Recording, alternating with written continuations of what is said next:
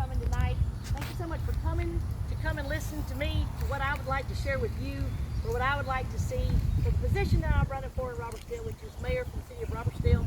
I love it and I enjoy it, and I do appreciate you coming and listening to me. The mayor's position in the city of Robertsdale is the head elected official in the municipality that oversees day-to-day activities in your city. One of the very first things that's very passionate about is what our city really needs is transparency and communication. Communication, all right? With that, the very first thing that I will do will be in city council. In city council, there will be screens on the walls to where during council, the agenda will be on those screens to where everybody that's there can sit and listen and see what's coming up and when it's coming up. Now, if you request, you can give your email address to the clerk and she will send you out information about the city council, the zoning meetings, and the planning commission meetings. And then you have it, but not everybody has a printer. You can't print it. If you can't print it, then you don't have it, but you can see and view it. However, at council, with it up on the wall, up on the screens, you'll be able to see it. Everybody will see it, to see the same thing, know what's coming up when it's coming up, and you'll understand what's happening as it's happening. Next of all, with that, we do have a podium with a microphone on it.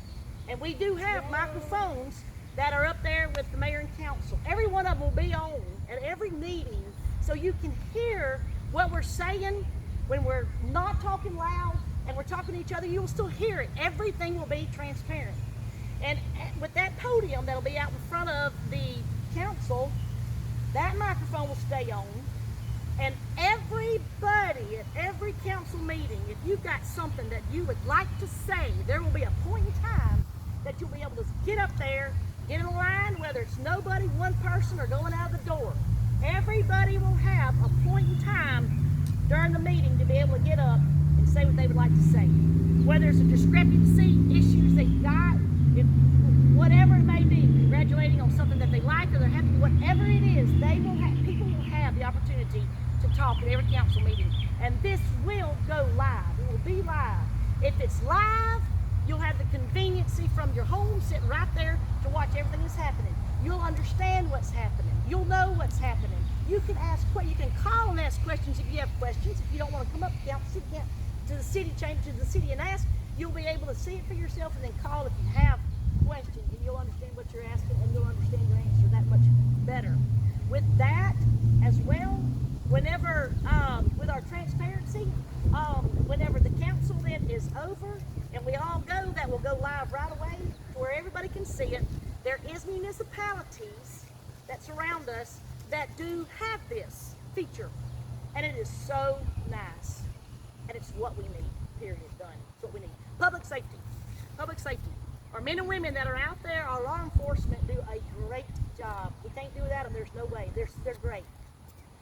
They need assistance, though. They need a lot of assistance in a lot of areas, but one in particular that I'll talk about is with our roads and with the traveling, with all these vehicles going and racing up and down our roads.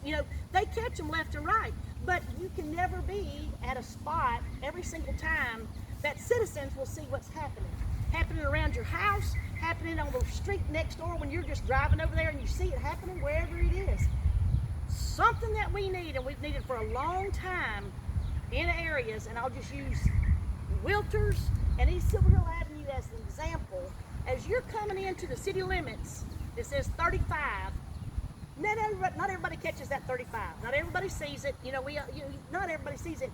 Some people see it and keep going. Some people see it and don't care. But others see it and go slower than 35. Some of our roads are 25 at points.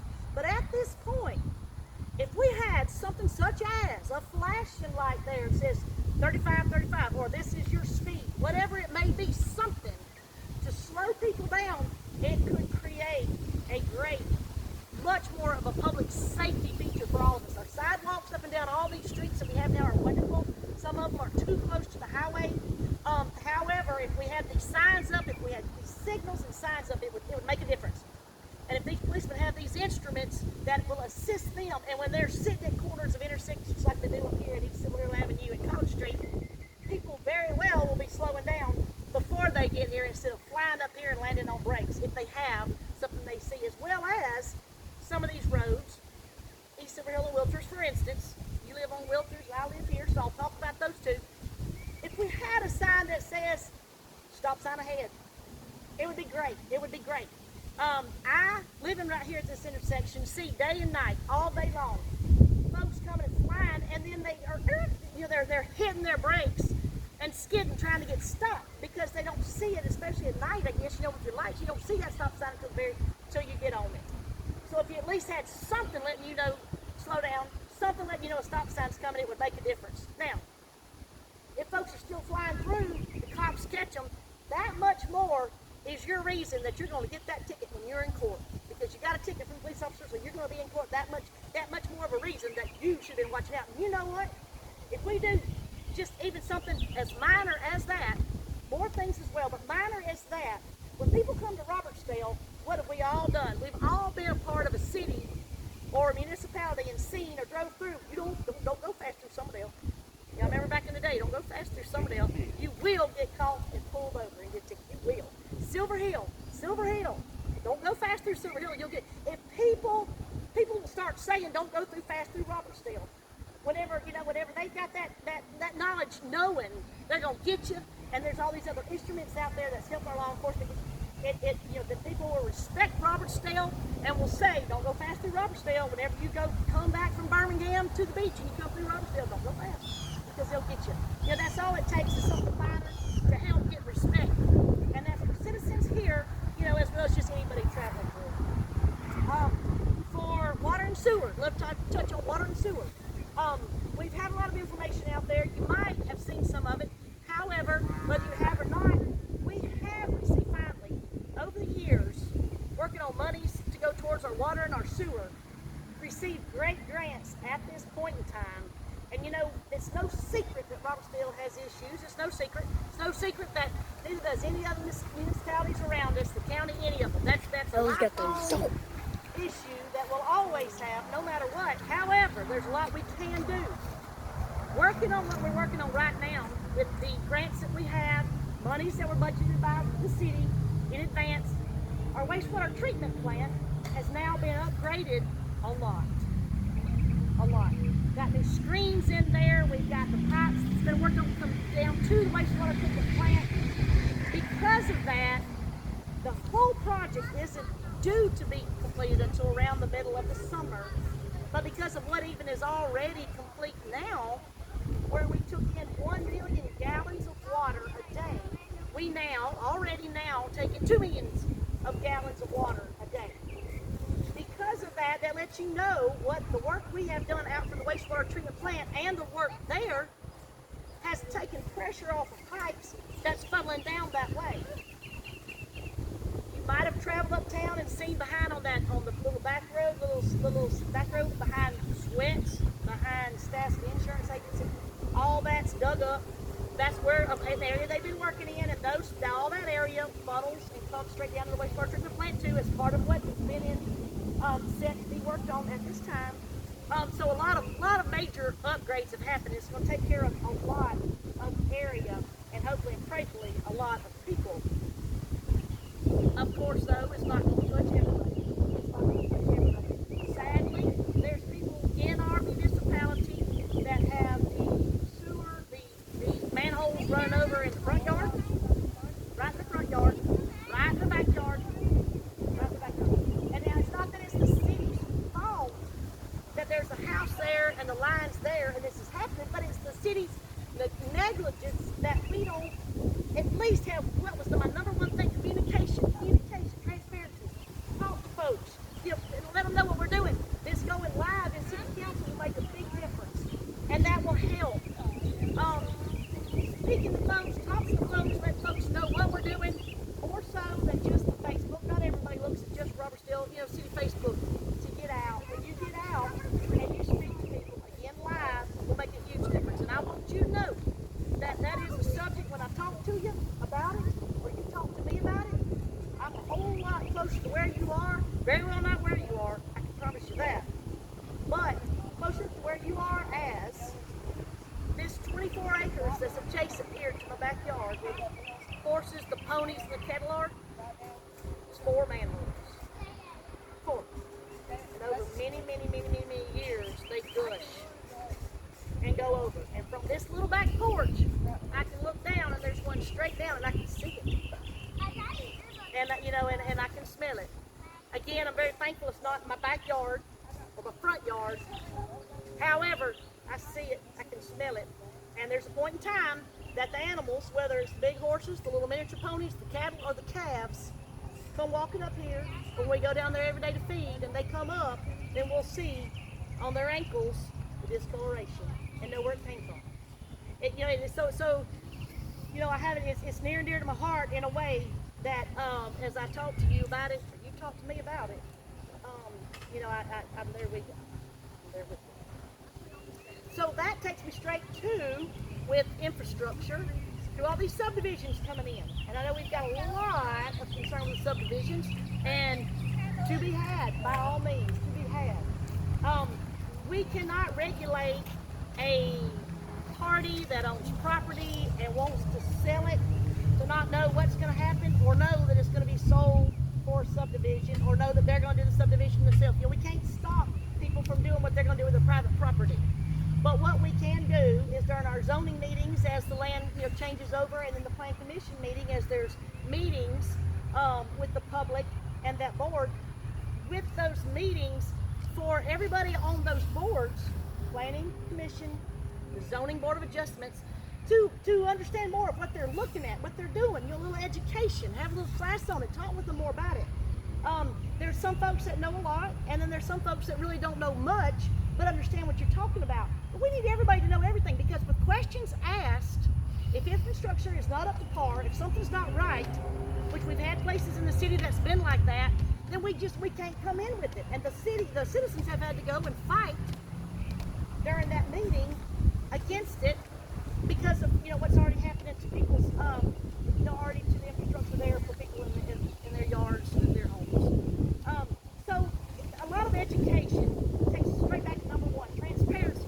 Transparency for everybody on the board, and transparency with the folks coming in, and with the surveys, the studies of the roads beforehand, so everybody understands what everything is. There's a lot that we can do to help that matter of fact in these times as subdivisions are coming in.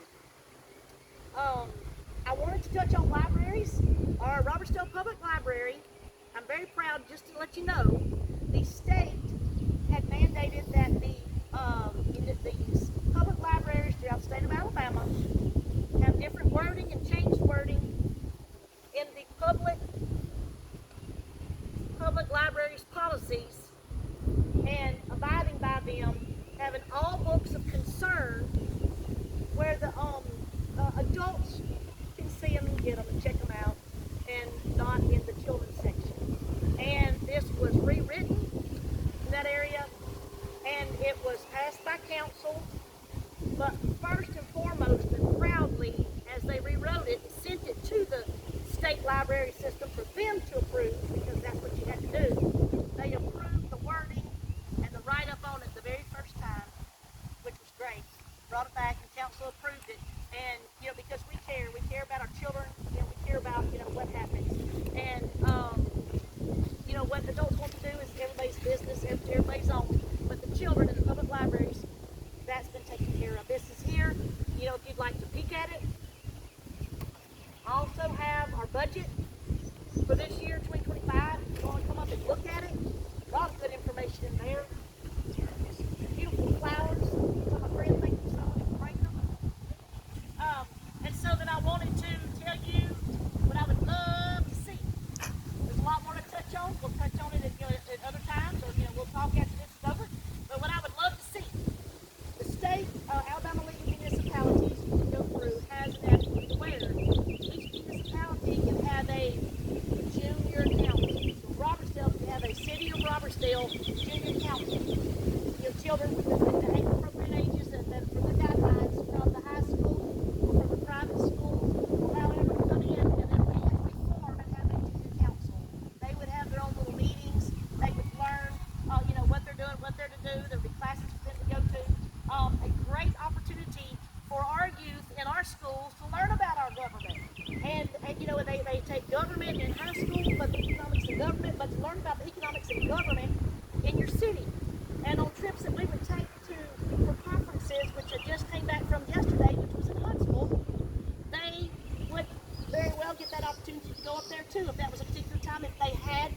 for them, and it was where they could go. Then we would take them with us. They would go.